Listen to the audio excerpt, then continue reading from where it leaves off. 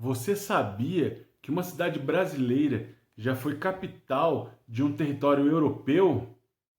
Fala pessoal, tudo bem? Eu sou o professor Bruno Tulux e hoje no Momento do Conceito nós vamos falar sobre Reino Unido de Portugal, Brasil e Algarves. Se você nunca ouviu falar nesse tema ou se quer conversar um pouquinho mais sobre esse assunto tão interessante, se liga aí que depois da vinheta tem mais. Beleza? Valeu!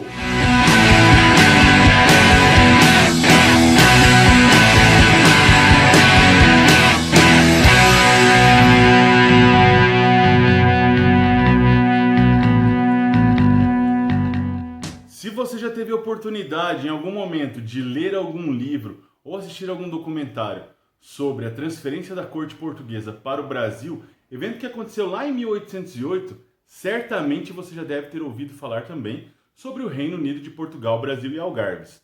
Isso acontece no momento em que a França, que Napoleão Bonaparte, invade o território português e a monarquia portuguesa deve fugir para o Brasil, sua colônia mais segura, mais próspera e até mais próxima nesse momento de Portugal.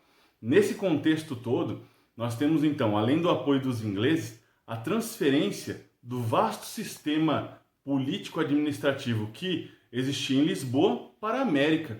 Então, todos os territórios administrados por Portugal até aquele momento passam a ser administrados pela monarquia portuguesa, mas no Brasil.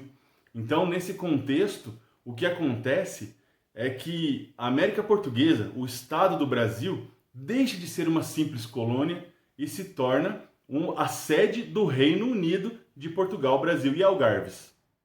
A transferência da corte portuguesa para o Brasil muda completamente o ritmo de vida e o sistema político-administrativo que era adotado na colônia portuguesa na América. Nós temos então vários fatores que colaboram para esse entendimento, como a abertura dos portos às nações amigas, os tratados comerciais de 1810, a presença de diplomatas no Rio de Janeiro e em outras cidades do Brasil também, a implantação de órgãos administrativos no Rio de Janeiro e também as obras de melhoria para receber toda a nobreza, toda a coroa portuguesa no Brasil, na América. Isso tudo impõe ao Rio de Janeiro uma realidade jamais pensada até o momento. Um fato extremamente importante e curioso desse processo é que a corte portuguesa vai assumir uma postura que os historiadores passaram a chamar de postura bifronte. Por que bifronte? Porque não houve o rompimento do rei, né, Dom João, com Portugal. Na verdade, ele veio administrar o vasto império português do Brasil, mas não houve o rompimento. Então, ele deveria atender tanto às necessidades da nobreza de Portugal, como também da população do Brasil, da nobreza que veio para o Brasil também. Então, ele assumiu uma característica única, bifronte.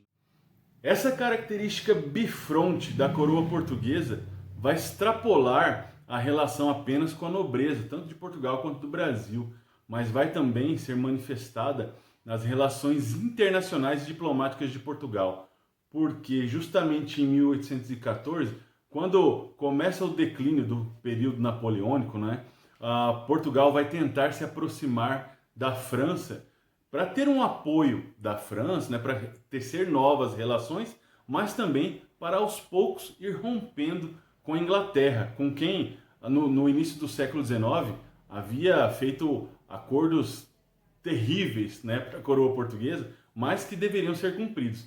Então, nesse momento, essa característica bifronte, ela vai ser assumida também no âmbito internacional diplomático. Uma estratégia extremamente inteligente de Dom João é justamente manter-se forte na Europa, mesmo não estando na Europa. Nesse momento, nós temos uma conjuntura de fatores, após a queda de Napoleão Bonaparte, que favorecia, né, o fortalecimento ou o refortalecimento de Portugal no cenário político europeu. E aí o Dom João vai buscar restabelecer alguns laços através de uma estratégia muito utilizada durante esse período, né, que era justamente casar os seus filhos com herdeiros de outras monarquias. Isso acaba acontecendo, essa relação acaba acontecendo com a Áustria, com a Espanha, o Dom Pedro I, que ainda era Dom Pedro, casa-se com a Leopoldina, né? Uma relação que vai se constituindo a partir desses matrimônios arranjados de fortalecimento das monarquias europeias. E é importante entender esse momento porque havia necessidade de Portugal voltar a ser uma potência do primeiro escalão europeu, né? Já que nesse começo do século XIX, Portugal orbitava ali num momento onde não estava muito conectada com as potências de primeiro escalão da Europa. E Dom João foi muito hábil nesse momento, buscando restabelecer esses vínculos através dessas novas relações que os seus filhos acabaram tecendo. A queda de Napoleão Bonaparte vai ser um marco na política da Europa, justamente porque após o seu declínio, muitas monarquias irão retornar a seus tronos e em Portugal não vai ser diferente. Contudo, o rei português estava no Brasil. Então, a nobreza de Portugal, de Lisboa, vai começar a pressionar Dom João para que ele retorne com toda a família real para Lisboa, para voltar a governar Portugal a partir de Lisboa. E nesse momento, então, nós temos dois lados opostos, né? Um deles previa o regresso, ou desejava o regresso de Dom João o mais rápido possível, argumentando que o Brasil, que a colônia americana, não era capaz de se sustentar como capital do reino durante muito tempo, justamente porque haviam muitas áreas despovoadas, era fácil de ser invadida, difícil de ser defendida e que ainda havia muito a ser feito para que houvesse uma estrutura econômica, diplomática, burocrática capaz de governar o reino.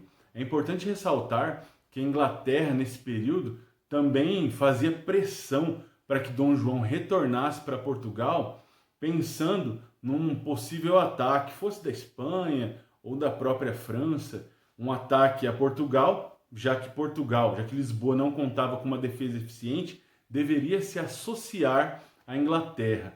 E nesse momento, então, os antigos contratos comerciais seriam refeitos de uma forma muito mais favorável à Inglaterra, e a Inglaterra passaria a explorar o Brasil e as demais colônias com um aval de Portugal durante muitos anos ainda. Então é importante perceber, nesse momento, os lados opostos que pensavam, né, ou que idealizavam o regresso ou a permanência da família real portuguesa no Brasil. A oposição ao regresso de Dom João entendia que este cenário era favorável à permanência de Dom João no Brasil, Dom João e toda a família real. Nesse imbróglio entre voltar, permanecer, ficar, entendia-se que o regresso de Dom João poderia colocar em xeque a permanência da família real no trono, já que ela poderia sim ser atacada por qualquer outra monarquia que desejasse invadir as posses portuguesas, começando por Lisboa. Então, a permanência de Dom João no Brasil manteria a coroa portuguesa, o reino, né, a administração do grande reino intacta, ou seja, blindada de qualquer ataque de surpresa. Então, Dom João aceita essa proposta, permanece no Brasil e, em contrapartida, ele eleva, de fato, o Rio de Janeiro como sede do Reino Unido de Portugal, Brasil e Algarves em 16 de dezembro de 1815. Então, nesse ano, a partir desse ano, passa-se oficialmente a configurar a cidade do Rio de Janeiro como a sede legítima de um reino gigantesco e que tem territórios na Europa, na África, na América, na Ásia e também na Oceania. Evidentemente, a nobreza de Portugal não viu com bons olhos a permanência de Dom João no Brasil.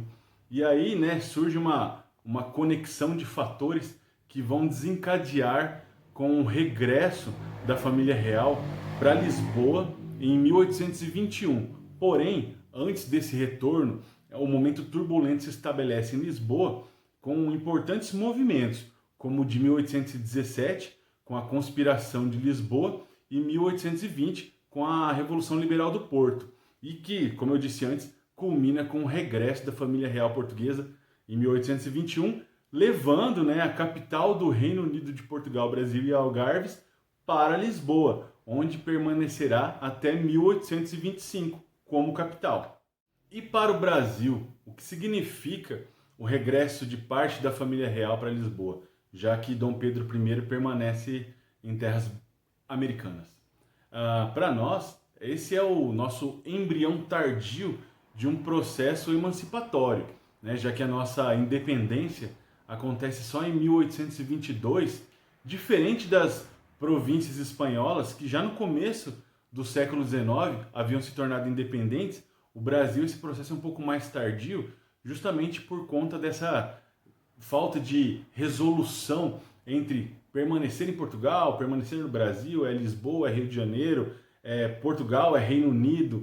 Então, nesse contexto de falta de resolução, o Brasil tem um processo de independência que é um pouco mais demorado que todos os nossos vizinhos latinos, sul-americanos, mas que também é fruto de uma divergência entre uma colônia e uma metrópole. Não vamos entrar no mérito da independência do Brasil, porque não é o objetivo deste vídeo. A gente pode falar isso em outro momento. Mas, de certa forma, o Reino Unido de Portugal, Brasil e Algarves dá ao Brasil, né, a consistência necessária para buscar um start, né, o embrião tardio, como eu disse, para o seu processo de independência. E aí, né, como eu disse no momento anterior ali, a Lisboa será a capital do Reino Unido. E por que não o Rio de Janeiro? Porque após a independência em 1822, Portugal não vai reconhecer a independência do Brasil. Esse processo só é concluído em 1825, quando Portugal reconhece a independência do Brasil através do Tratado de Aliança e Amizade. Chegamos ao final do vídeo, eu espero que você tenha gostado. Eu acho esse assunto extremamente importante para entender a complexidade do processo de emancipação do Brasil, bem como entender como o Brasil se manteve tão grande, tão gigante territorialmente diante de todos os nossos vizinhos sul-americanos. É um processo muito interessante e eu tenho certeza que isso vai fazer você pensar sobre a grandeza territorial do Brasil e como isso se manteve durante todos esses anos. Então, se você gostou do vídeo, deixe o seu joinha aí, o seu like no Instagram, no YouTube, compartilhe o vídeo com alguém que você gostaria de conversar sobre esse assunto, com um professor, um amigo, com um familiar, enfim, com qualquer pessoa que você acha que dá para estabelecer um diálogo para refletir sobre esse tema. Enfim, se você tem alguma sugestão de vídeo, deixe aí nos comentários que eu vou preparando material para vocês. Toda segunda tem vídeo novo aqui para vocês, tanto no Instagram quanto no YouTube. Beleza? Então valeu, gente, boa semana e até a próxima segunda. Tchau, tchau!